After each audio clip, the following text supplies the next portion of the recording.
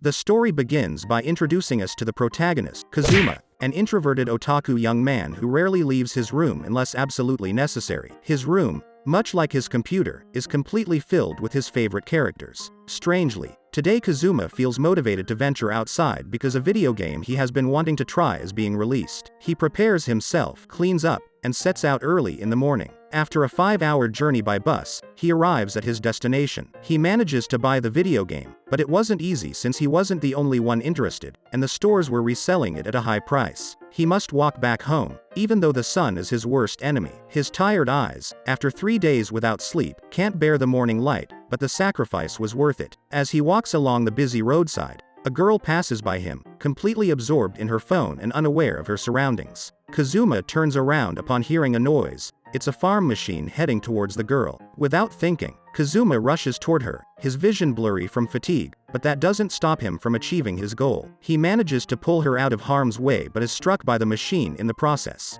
Instantly, he is plunged into darkness, and seconds later, he finds himself sitting in a chair, utterly confused. In front of him is an empty throne, and in the distance, footsteps draw nearer. It's a goddess who takes her seat on the throne and, with a smile on her face, informs him that he's dead. Kazuma only wants to know one thing: whether the girl he pushed out of harm's way survived. The goddess tells him that she is indeed alive and unharmed, though she wouldn't have been if he hadn't intervened. The machine Kazuma heard was a tractor driven by an elderly person, and it would have stopped before even touching the girl. Kazuma is shocked. His death was completely pointless, although at least he died in a decent way. The goddess, laughing, informs him that it's not the case. The tractor didn't kill him. He died of a heart attack at the thought of being run over. His surprise was so great that his body ended up in a strange position, and he wet his pants out of fear before dying. No one present felt pity. His face was worthy of laughter, so much so that even the doctors couldn't help but laugh. Kazuma is outraged. He had never seen this goddess before, and she's just mocking him. It's unforgivable. The goddess finally introduces herself. Her name is Aqua,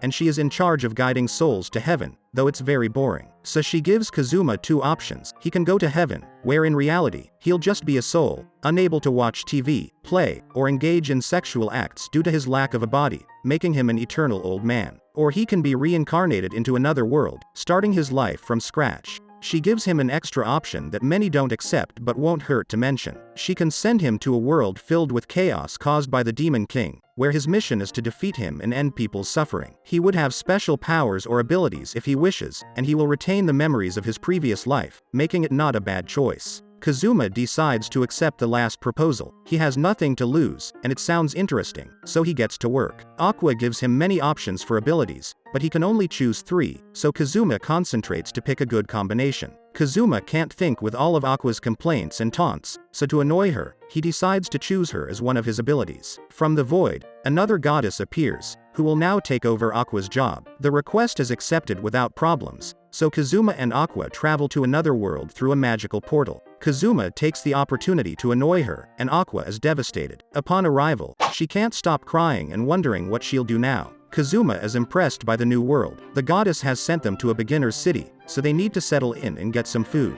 Due to his experience in video games, Kazuma knows what to do. He goes straight to the Adventurers Guild, while Aqua just complains and follows him. They enter the guild, and Kazuma decides to take action. He asks for information and tries to enroll, but they don't have the initial fee to do so because they're actually broke. Defeated, they sit down to think about what to do. In these scenarios, players are usually given a minimum amount to equip themselves and eat for a while, but in this case, they have nothing. Determined, Aqua plans to solve it on her own. She goes straight to a priest and proclaims herself as the goddess Aqua, asking for a loan. The priest makes it clear that he doesn't follow that goddess, but seeing that they're in need, he gives them the money they need to get started.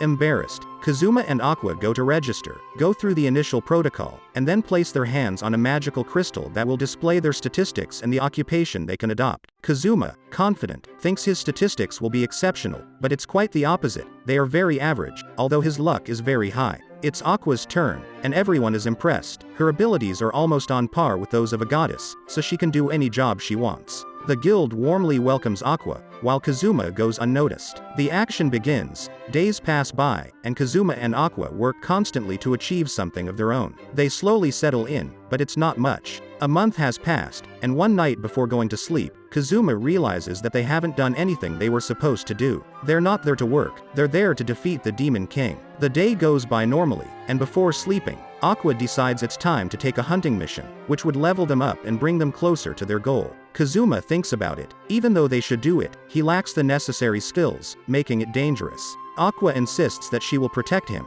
Her statistics don't lie, and she's a goddess, so they have no more time to waste. Kazuma decides to accept, and thus begins their true adventure. It's a new day, and the bright sun streams through the hollowed-out planks where Aqua peacefully sleeps. Kazuma is debating whether this is even what he thought it would be. They are beginner adventurers, so they don't have enough money for a comfortable room. They sleep in a barn, can't afford to eat 3 meals a day, and don't even talk about clothing. Kazuma contemplates all of this while watching Aqua sleep soundly. She, who vowed the day before to do her best to leave home, is still asleep almost at lunchtime. Aqua wakes up, greeting the day happily, as they no longer have to work in construction, so she forgot that today was mission day. For Kazuma, these mornings aren't good because he had been waiting for her all morning, but now that she's awake, it's time to get to work. They go to a field to fulfill their first mission, capturing and killing 5 giant frogs in 3 days. For Kazuma, it seemed like an easy job until he faced them. The frogs are the size of a house. They eat people and animals, especially goats, and during their mating season,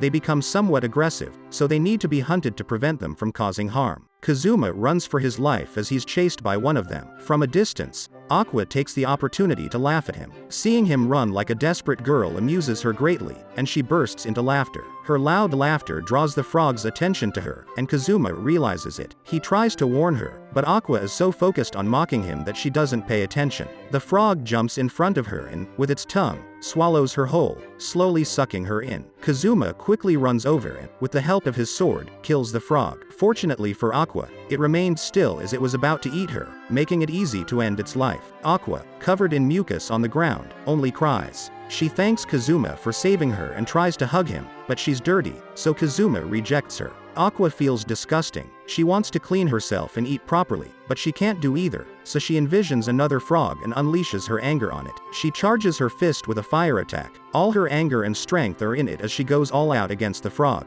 Kazuma tries to warn her, but she doesn't listen. The punch loses power upon impact with the frog's skin, causing no damage, and Aqua ends up being swallowed by another frog. Kazuma rescues her, and they decide to call it a day. Thanks to Aqua, they manage to obtain 2 frogs, so they can rest. The pay for these frogs isn't very good, but their meat is delicious, so at least they have something decent to eat. Kazuma suggests that this mission is too tough for both of them, so they should look for and recruit another person, as it would be very useful. Aqua agrees, so she proceeds to make a poster to put up in the guild. Once it's ready, all that's left is to wait. Kazuma and Aqua wait for hours, but no one seems interested in joining them. It's not surprising. They are low-ranking adventurers, so it will be difficult for them. No signs appear by noon, so they decide to sit down and plan their next move. Just then, a voice interrupts their conversation. It's a mage named Megumi, and she's there because she's interested in joining their group. Megumi is a bit strange. She has a staff like all mages but also an eye patch on her left eye, which makes her interesting. This mage possesses explosive magic, of a high level, so Kazuma thinks she's lying, but Aqua knows about it, so she lets her finish speaking. Megumi tells them a bit about herself but faints halfway through her story. She hasn't eaten in 3 days, so she doesn't have the strength to get up. Kazuma takes pity on her and gives her some food. They check her guild card, confirming that Megumi's words are true, so they decide to go on a mission to see her abilities. The hunt for the giant frogs continues, with Kazuma as the group leader, giving instructions. Megumi will take care of one frog while he and Aqua take care of another. Aqua moves forward and tries to kill the frog with her fist, but it's useless, and she ends up being devoured. Kazuma rushes to save her but is stunned by the incredible sight. Megumi is casting a spell, and there's a trail of dark magic around her that goes toward the frog. When she finishes casting, her spell hits the frog, completely disintegrating it. This impact causes another frog, which was underground, to awaken near Megumi, but she has used all her strength in that attack and collapses unconscious. The frog grabs Megumi to eat her, and Kazuma ends the lives of both frogs to save Aqua and Megumi. The mission is successful. They have managed to kill 5 giant frogs, so now they need to go to the guild to get their reward. On the way, Kazuma carries Megumi on his back, and both Aqua and Megumi are covered in mucus, very smelly and dirty, so they complain the whole way.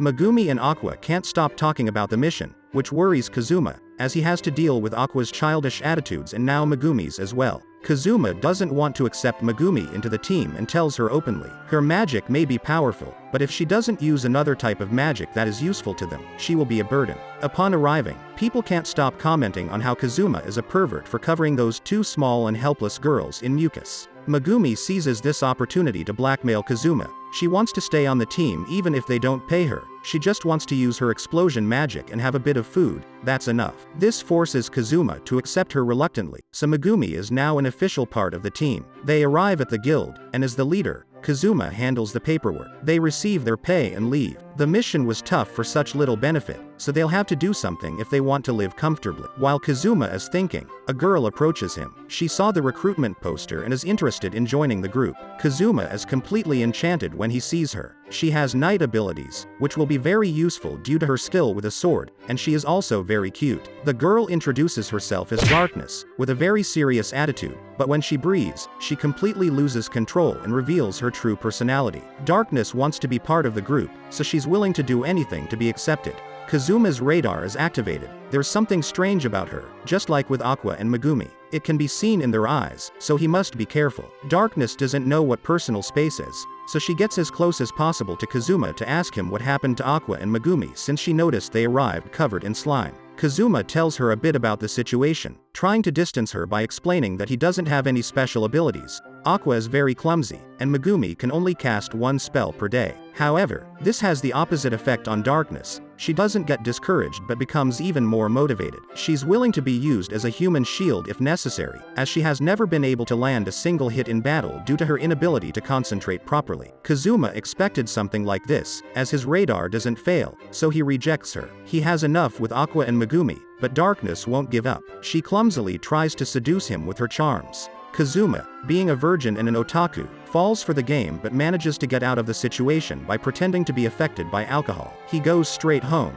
leaving Darkness alone. The next day at the guild, Aqua is using her magic tricks, which is really good, and it entertains the passing adventurers. Kazuma sits next to Megumi to eat, and while they do, Kazuma decides to check his adventurer card. He discovers that he has 3 points he can exchange for skills, but he needs someone willing to teach him. While Megumi suggests that it would be a good idea to learn explosive magic, Darkness arrives at the guild, sees Kazuma, and goes directly to continue their conversation from yesterday. Kazuma kindly rejected her the day before, but today he's not in the mood for it, so as soon as she brings up the topic, he rejects her directly. This doesn't sadden Darkness. On the contrary, it makes her happy and excited. Kazuma is surprised but wants to get rid of her as quickly as possible. Just then, a girl arrives, a friend of Darkness, so she tells her that insisting is not the best approach. Kazuma sees the girl and is impressed. He wants to know her name and occupation, as she might be useful. The girl introduces herself as Chris, an experienced thief, which wouldn't hurt Kazuma to learn from. The problem is money, but Chris is willing to teach him for the price of a beer, so Kazuma gladly accepts and gets into action. They leave the guild, and Chris teaches him the easiest skill for a thief, which is using attraction magic to steal any object from an opponent. She ends up with Kazuma's coins in her hands. Now that he has seen it, he can learn it with a move on his adventurer card. Kazuma chooses 3 variations of these skills and learns them quickly. Chris proposes a duel so he can test his skills and recover his coins. Kazuma accepts, but he is deceived by Chris, who gives him stones instead of coins. Kazuma is not willing to lose, so he uses his skill and attracts Chris's underwear to his hand, leaving her completely defenseless. They return to the guild, and Aqua and Megumi head straight for them as they were looking for them. When asked what happened, Darkness tells them. Once Kazuma got Chris's underwear, he made her return his coins and then set his own price for her underwear, a cruel move. Everyone in the guild is surprised and judges Kazuma, but it was something necessary to do. Darkness takes advantage of the situation to introduce herself to Megumi and Aqua, something Kazuma couldn't prevent since he knew that these two wouldn't object to having Darkness join the team. Megumi and Aqua insist that she should be part of their group, but before Kazuma can say anything, the town bells ring, indicating an emergency, so all adventurers must gather at the main gate. Kazuma has no idea what's happening, but he goes along with the group. In the distance, a large green cloud approaches, and everyone starts getting excited. It's the annual cabbage harvest, so everyone must prepare for what's coming. Kazuma can't believe that in this world, cabbages have wings and are like birds. Aqua is very excited, just like everyone else, and once the cabbages are close, the hunt begins. Everyone fights against them, and Kazuma just wants to go to sleep. However, there are so many cabbages that many adventurers start getting injured. Darkness sacrifices herself as a human shield to protect the fallen adventurers. The constant blows from the cabbages gradually wear out her clothes, revealing her skin. No one is going to help her as they are all focused on the harvest, but Megumi takes this opportunity to unleash one of her explosive attacks. Kazuma tries to stop her, but it's too late, and Megumi releases an attack so powerful that it wipes out all the cabbages at once. Aqua gets into action and, with the help of her magic, helps the wounded and restores their joy. Meanwhile, Kazuma, with his thief skill, helps carry all the cabbages. Everyone celebrates by eating the cabbages, which, to Kazuma's surprise, are delicious. Aqua, Megumi, and Darkness are very happy to see that they were helpful and were able to showcase their abilities. Darkness takes advantage of this to introduce herself again. Everyone has seen her abilities, so she wants to be part of their group. Kazuma can no longer refuse. It's true that she's clumsy with a sword, but she has her strengths, and she's very cute, so it's not a bad idea. Moreover, it's rare to see a group where there are 3 participants with advanced skills that, if properly developed, could be unstoppable. Kazuma redeems his points and obtains a new skill. He learned to use water magic. It's very weak, but in the long run, it could be useful if he manages to work on it. Darkness approaches him to show him her new armor, which she bought with the earnings from the cabbage harvest. Megumi bought a new staff and can't stop boasting about it, while Aqua is arguing with the guild owner for not giving her the deserved reward. She's really upset because she caught lettuces instead of cabbages, so she didn't earn any money. Aqua approaches Kazuma, which indicates trouble. She wants to know how much they earned in their previous mission,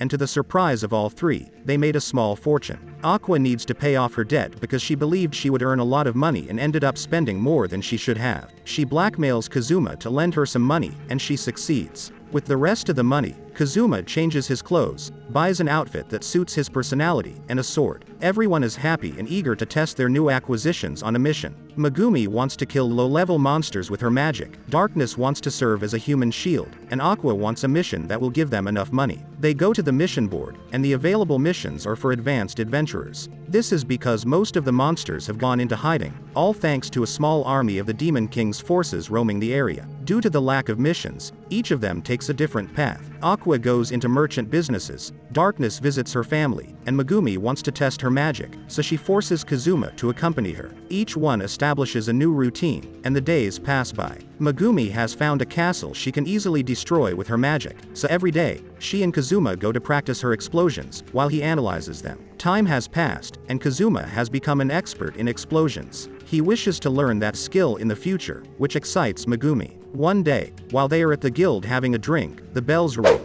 It's an emergency, so all adventurers must gather at the main gate. On a high rock, there is a headless man riding a headless horse. He's a leader of the Demon King's forces and is there to find out who has been bombarding his castle with magical explosions every day. The adventurers are puzzled and quickly look at Megumi and another girl with the same ability. Megumi gathers courage and goes to confront the man. She introduces herself and challenges him. She won't stop launching explosions at his castle, even if he threatens her with death or other things. Kazuma is surprised but knows that Megumi is putting on a brave act in front of all the adventurers. The man loses his patience and doesn't have time for games. He curses Megumi, but Darkness shields her. Megumi will have 1 week to live with that curse, so if she doesn't go to the castle and repent for what she has done, the man won't remove it, and Darkness will die. Megumi is determined. She will go to save her friend no matter what. Kazuma won't let her go alone, so together, they plan to face this threat. Just before they leave, Aqua casts a spell and manages to remove the curse. She's a goddess, so it's an easy task for her, leaving everyone excited, except for Kazuma and Megumi. They had already prepared, and now Aqua has taken away their glory, so they feel completely disappointed.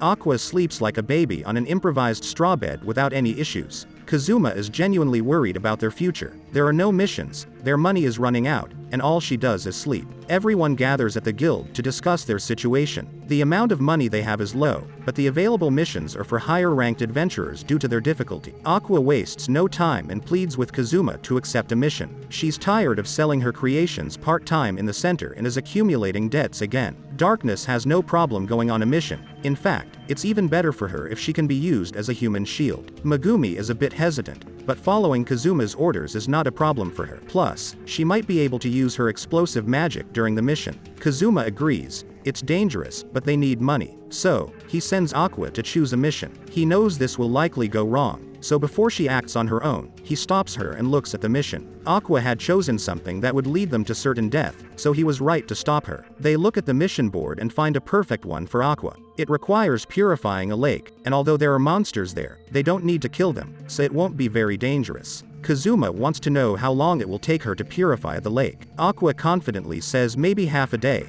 but as a goddess, just touching the water with her body is enough. Kazuma suggests she could take this mission alone and get the reward, but she needs someone to save her from the lake monsters, so she can't go alone. This leads them to come up with a plan. Aqua gets inside an iron cage and is left by the lake so she can gradually purify the area. 2 hours have passed, and there are no noticeable changes or monsters around. Kazuma, Megumi, and Darkness just watch Aqua from a distance in case any monsters appear and she needs to be saved. After some time, the monsters come out of the water to attack Aqua. They can't get through the cage, so Aqua is safe, but she's terrified. She asks for help, but none of the three is going to save her. They know she's not really in danger, and if they take her out of there, the job will have been in vain. 7 hours pass, and the lake has been purified. The monsters have left, and they can go and claim their reward. Aqua is traumatized by what she experienced. She doesn't want to leave the cage and doesn't listen to Kazuma, Megumi, or Darkness. All she wants is not to leave it. She asks to be taken to the city right away and is not willing to leave the cage.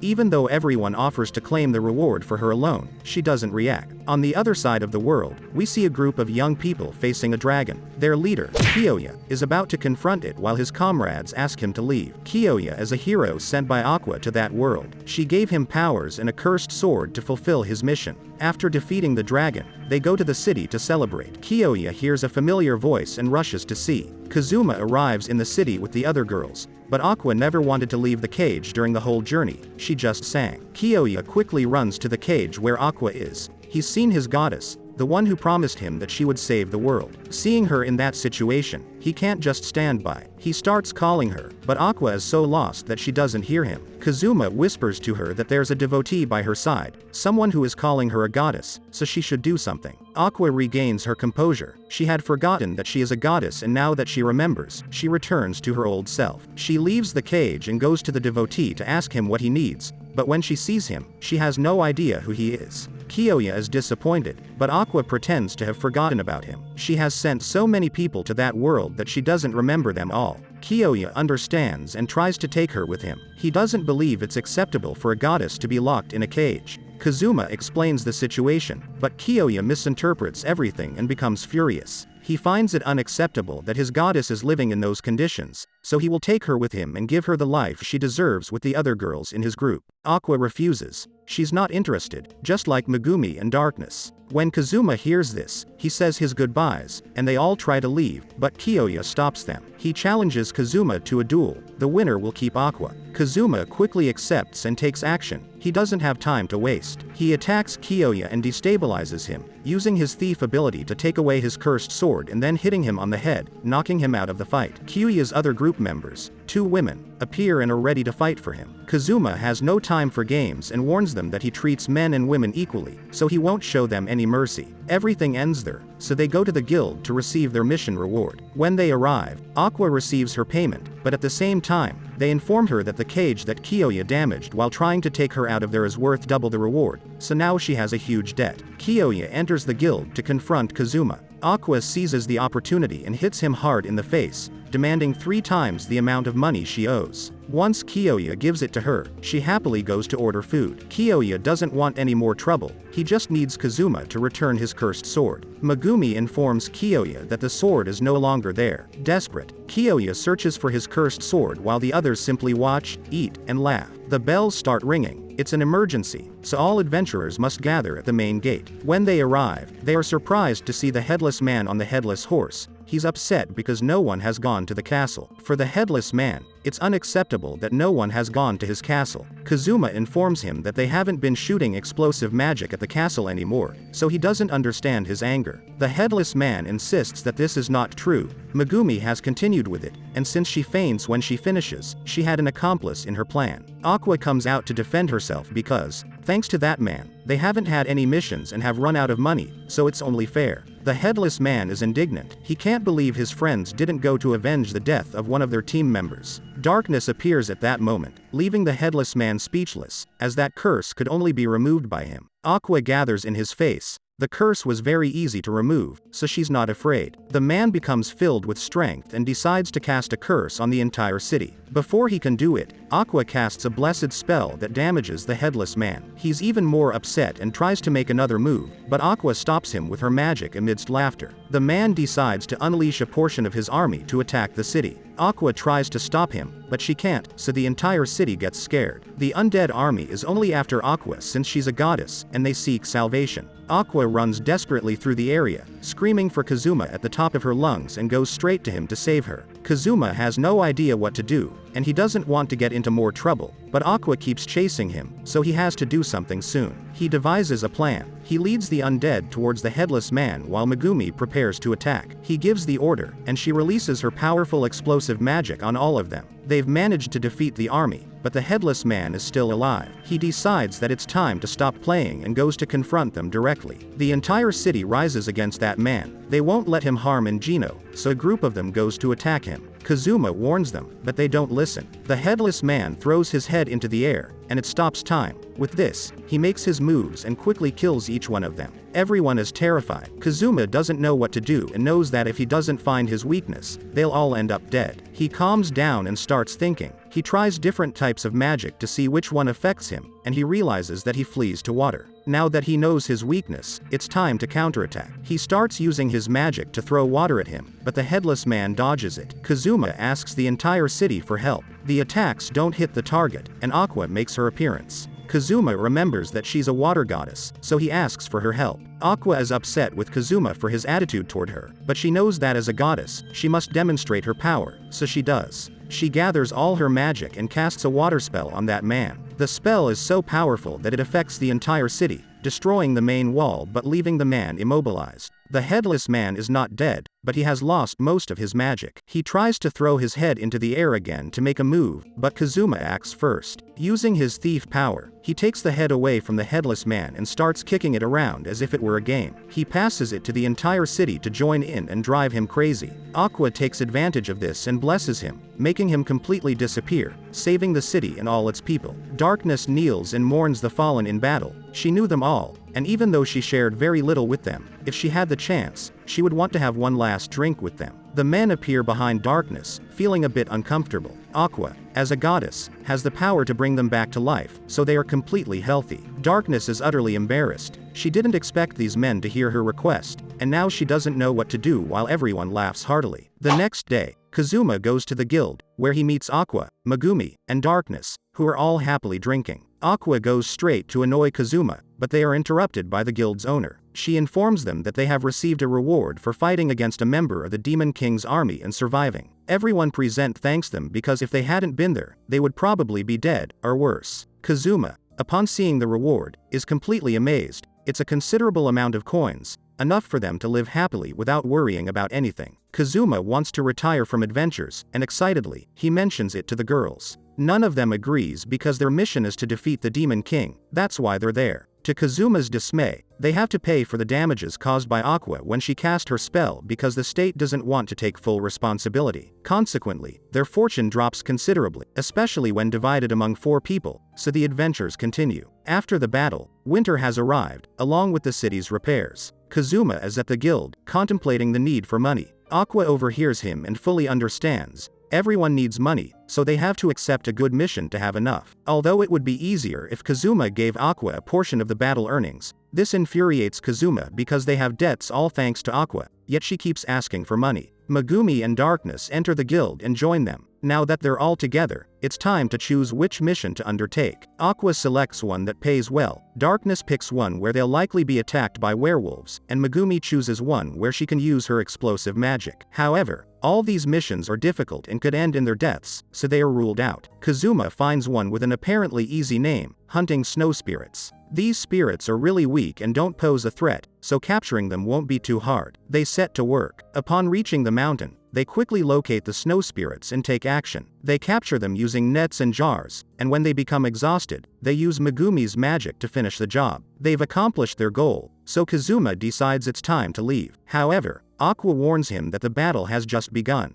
Most groups don't accept this task due to its difficulty, but coming from Japan, he is unaware. Those who attempt to harm the snow spirits must face the samurai who is responsible for protecting them. Kazuma panics. He didn't know about this, and now he has no idea what to do. Aqua tells him that it's best to beg for mercy, kneel, and release the captive spirits. This way, the samurai will let them go. Kazuma can't believe it, but upon seeing Aqua kneeling, he knows she's serious. Darkness refuses to do it due to her honor, but Kazuma quickly goes to her and forces her to kneel. Aqua warns Kazuma with a shout that he must drop his weapon, and just as he is about to do it, the samurai moves his sword and ends his life. Kazuma finds himself back in the void, sitting in a chair across from another goddess named Eris, who is the opposite of Aqua, sweet and polite. Eris looks at Kazuma tenderly, aware of everything he has been through, and because of that, she is willing to reincarnate him in Japan, into a wealthy family where he won't have to worry about anything. This is a very tempting offer for Kazuma, and he seizes the opportunity to vent about everything he has experienced and how tough it has been. Kazuma is excited about his new life while talking about how difficult it has been in this one, but when he finishes telling his story, tears well up in his eyes.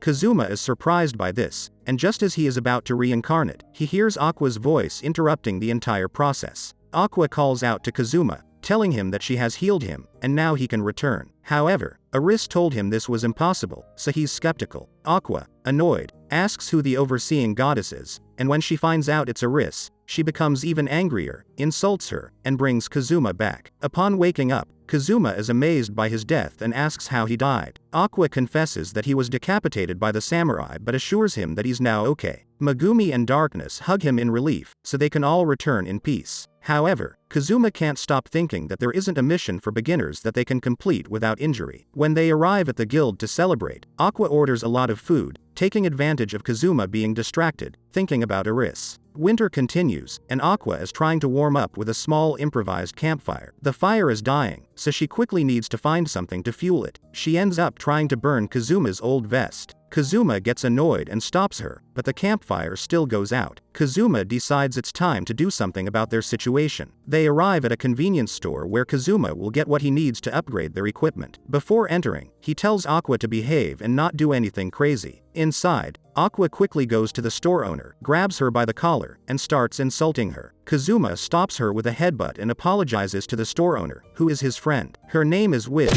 and she is a lich, the ruler of the undead, better known as the Queen of the Undead. Despite her status, she is a very kind person who takes care of sending wandering spirits to the afterlife. Kazuma and his team met her by chance, but Aqua reacted poorly initially. Still, they decided to let her go because of her personality. Kazuma is there to learn a new skill from Wiz. Aqua becomes crazy upon hearing this because he could have asked her, but he prefers to learn from an undead. Aqua loses her temper and attacks Wiz when she learns that Aqua is a goddess. Wiz is terrified, even though Kazuma promises that they won't hurt her. Wiz confesses that she is one of the 8 leaders of the Demon King's army, which terrifies Aqua even more. She throws Wiz to the ground to end her life. Kazuma stops her because Wiz is harmless, and as far as she knows, she hasn't hurt any humans. She is stationed there to create a barrier between the Demon King and humans, allowing one of the 8 leaders to cross between both worlds without any problems. This information is very valuable, and as adventurers, Kazuma can't pass up the opportunity. He knows that Wiz is directly connected to the Demon King, so they must maintain their relationship until they are strong enough to defeat him. Aqua calms down and lets Kazuma do as he pleases. They focus on the new skill that Kazuma will learn. Wiz's skills can only be used on other people, so Aqua volunteers for this task. Wiz teaches him how to absorb mana from people to gain more power, although she can't do it to Aqua since she isn't willing to allow it. Kazuma learns a new skill, so it's time to leave, but they are stopped by an elderly man who has arrived at the store with a job for Wiz. There is an abandoned mansion, and if they can exorcise the souls inside it, they can stay and live there, plus they will receive a reward. Kazuma doesn't miss the opportunity, and they quickly go to the location. Aqua will be responsible for purifying the mansion. They each settle into their rooms, leaving all the work to Aqua when it's time to sleep. Kazuma wakes up in the middle of the night, needing to go to the bathroom. As he prepares to go, he notices a small doll watching him. He gets scared and quickly goes to find Aqua. He arrives at her room, but she's not there. She's probably still purifying spirits, so he should look for her. In the same room, Megumi is also present, as she saw the dolls and went in search of Aqua. The dolls begin to chase them everywhere, finding them in every hiding spot. When they are about to give up, Aqua appears clumsily, saving them. The purification was a success, so they receive their reward. At the guild, they are told that the mansion was full of spirits because there is a public cemetery behind it. The souls that should have been in the afterlife were somehow sealed and ended up in the mansion. Upon hearing this, Kazuma knows it was all Aqua's doing when they first met Wiz. As punishment, they decide not to accept the guild's rewards and clean all those graves. With this, Kazuma and his team now have a cozy home where they can live peacefully. Megumi and Darkness are playing chess, while Kazuma watches the movement of the fire in the fireplace. They have found a home where they can survive the cold winter, so their major concern has been resolved, allowing them to relax and enjoy their day-to-day life. Aqua arrives to bother Kazuma, wanting the spot in front of the fireplace, so he decides to move. Kazuma is not in the mood to argue, so he complies. Aqua is surprised and takes the opportunity to brag about her level, which is level 21, making her the strongest in the team. Kazuma wonders why her level hasn't increased, but then he remembers that her stats were already at the maximum, so it's normal. He feels sorry for Aqua because this explains why her intelligence hasn't improved since they arrived in this world, which is quite sad, but the important thing now is to go to sleep. The next day, Kazuma heads to the guild. On his way, he encounters two adventurers he recently met, Keith and Dutz. They seem very nervous and keep glancing at an alley, so Kazuma asks them what's going on. They inform him that they've found a place where all your wishes come true, and they want to try it out. Upon hearing this, Kazuma can't pass up the opportunity and decides to go with them. When they enter, the three of them are completely mesmerized. They find themselves in a room full of succubi, who cater to each of the men visiting. Each man is taken to a separate booth, where a succubus hands them a form to fill out, specifying their physical and sexual preferences, unusual fetishes, appearance preferences such as color, gender, features, and many other things. The succubus also explains how they make these fantasies come true and how it's a mutual benefit because by fulfilling their desires, they take a bit of the guest's life energy to sustain themselves. The succubus warns Kazuma that after his dream, he shouldn't drink alcohol, or the situation will get out of control along with his dream, so he should be careful. Kazuma fills out the form and goes for it. He returns home at night, and to his surprise, there's a feast in the dining room. It's sent by Darkness's family upon learning that she got a new house and can now live peacefully. The feast consists of crab, which Kazuma has never tried, so he hesitates a bit. Still, after taking the first bite, he can't stop eating. Aqua brings out some sake that came with the crab, opens the bottle, and starts drinking while eating. She comes up with a new and delicious idea for drinking it, using the crab's shell as a cup and heating the sake with Kazuma's magic. After trying it, she is completely enchanted and wishes everyone there could taste it, except for Megumi, who is still too young. Kazuma desperately wants to try it but remembers the succubus's warning, so despite everyone else enjoying and praising the majestic flavor, he has to restrain himself. To avoid falling into temptation, he goes to bed, but once in bed, he can't fall asleep, so he decides to take a hot bath. Once inside and completely relaxed, Kazuma closes his eyes for a moment. When he reopens them, the bathroom light is off, and Darkness is in front of him. She was under the impression that the bathroom was empty. Kazuma hesitates a bit about what's happening but remembers that he closed his eyes, so he believes this is the dream the succubus mentioned and goes along with it. He takes on a dominant stance and gets out of the bathtub without covering himself, leaving Darkness completely embarrassed and not knowing what to do. Kazuma orders her to wash his back. She tries to refuse, but Kazuma's dominant personality prevents her. She reluctantly goes to him, feeling embarrassed and thinking about how to escape the situation. She finishes quickly and plans to leave, but Kazuma indicates that the job isn't done yet,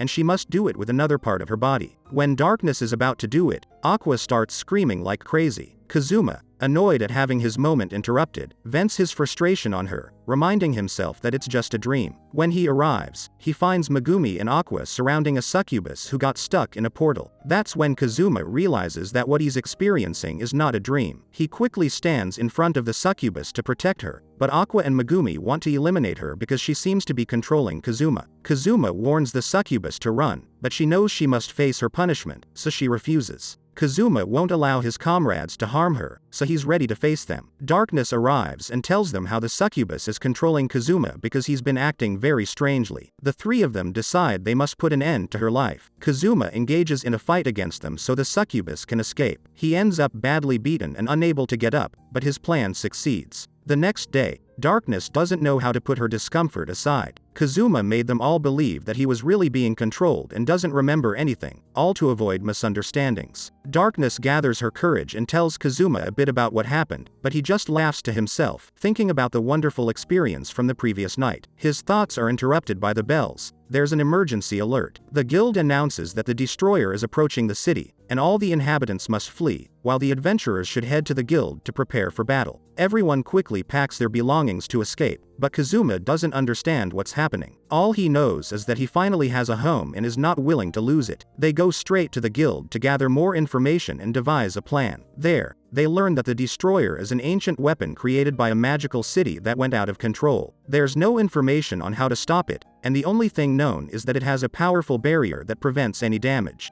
Everyone tries to think and find a solution, eventually placing their hopes on Kazuma and his plans, as he has saved the city several times before. Kazuma believes that Aqua could break the barrier, and if she does, they only need a strong enough attack to destroy it. Megumi is the one with her explosion magic, but a single attack probably won't be enough, so they lose hope. Wiz makes an appearance, and everyone starts celebrating because she possesses the ability they need to save the city. There's no time to waste, so they all get into action, take their respective positions, and prepare for battle. Wiz and Aqua perch on one of the pillars in front of the city, Kazuma and Megumi on the other, while Darkness stands in front, ready to be sacrificed if things go wrong. The destroyer approaches, and it's time to begin. Aqua prepares her most powerful attack and unleashes it without mercy. The barrier resists a bit, but Aqua gets angry and gives it her all until she manages to break it. Megumi is trembling, unable to cast her spell due to fear, but Kazuma annoys her until she comes to her senses. Megumi and Wiz cast their spells together, prepare the attack, and once the destroyer is in position, they launch it with all their might. The hit lands accurately, and the destroyer falls. Everyone celebrates their victory, but Kazuma suspects that it has been too easy, and the battle is not over. He's right. The destroyer initiates a self-destruct countdown, and everyone starts to flee. Darkness refuses to let things end like this and enters the machine. This motivates everyone, and they follow her. Kazuma, along with Wiz and Aqua, goes inside to find the energy source and destroy it once and for all. Upon arrival, they find the remains of the creator of the destroyer along with his life diary. They venture further and discover the energy source. They must destroy it, but they don't know how. Wiz suggests she could teleport it somewhere else, but she doesn't have enough magic, and it could go wrong. Kazuma is willing to give her all his magic and take responsibility if it fails. So, Wiz takes his magic and teleports the energy source somewhere safe before it explodes. It seems like everything is over, but Darkness senses that it's not. Although the energy source is gone, the self-destruct protocol is still active, so they must destroy the destroyer before it explodes. Wiz has run out of magic to make it explode, and she can't receive any from Aqua as it would kill her. Megumi suddenly appears in the arms of a man. She knows they need her, and she's there to fulfill the mission. Using his ability, Kazuma transfers some of Aqua's magic to Megumi to empower her. Megumi prepares herself, and when she's ready, she releases the most powerful explosive magic of her life, completely destroying the destroyer and ending the battle. Weeks later, life in the city has returned to normal, and everyone is happy. Kazuma may not be living the life he imagined, but he's content with what he has. As he's about to celebrate the victory again, agents from the capital arrive to apprehend him. He is held responsible for a burst of energy that exploded directly at the president's house, and now he must face the consequences. And that's how the first season of this anime ends. If you've reached this part of the video, let me tell you that you've been one of the few people to make it this far. So comment the word magic in the comments. Remember to subscribe to not miss any videos. With that said, see you in the next video.